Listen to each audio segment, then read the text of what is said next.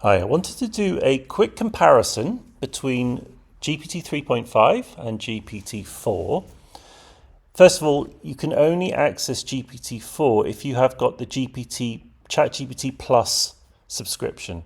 It's only available to paid subscribers, and once you've paid the $20, you get this little drop-down box where you can choose the default or legacy, same thing, or you can choose GPT-4. So what I want to do is just compare one thing. I have a piece of existentialist description of existentialism, and then I have a prompt which asks the model to summarize the excerpt on existentialism as a Socratic dialogue, a dialogue between Socrates, the philosophy teacher, and a student, a back and forth dialogue. Really useful way of teaching philosophy and really one of the foundational principles of philosophical inquiry. So let me show you the prompt. So the prompt is this: you're an expert in writing clear Socratic dialogue and text, help explain complex topics to 8th grade students. So I've tried to kind of pitch it at middle school age. Useful to do that because actually if you just want something simply, it doesn't have to be just for 8th grades, it just means that the writing is kind of simplified. I'll input some text, you'll rewrite it as a Socratic dialogue. I'll be happy to help. Here's the text. It's reasonably complicated. It's not hugely, but it's complicated enough, probably too complicated for a middle school student. Okay, so this is how the GPT 3.5 answers it, the old version, the version that we've been using since the end of November.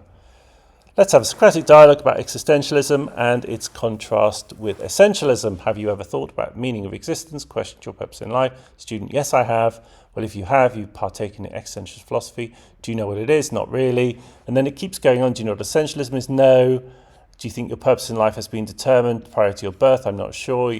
Can you just see straight away with this particular version, this is the 3.5 version, that the student, one of the worst sort of students you can have, is like, no, yes, yes, no, really doesn't really partake at all. In fact, they seem quite bored. And what is also quite interesting is that the expert actually really only just takes chunks from this, doesn't really change it much, just takes bits from this and then drops it into here. So that's 3.5. Let's look at 4. So this is GPT-4. You can see at the top here. Same prompt, same text. Look at the difference.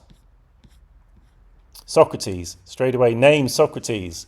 Good day, young one. I hear you've been pondering the meaning of existence and questioning your purpose in life. Yes, Socrates, I have. I'm curious about existentialism, how it might help me. Excellent, so on and so forth. And then the student summarizes a bit. According to essentialism, I don't have to search for my purpose because it's already been determined for me. That's correct. And then it goes on. Wow, that's a lot of responsibility. So on and so on and so on.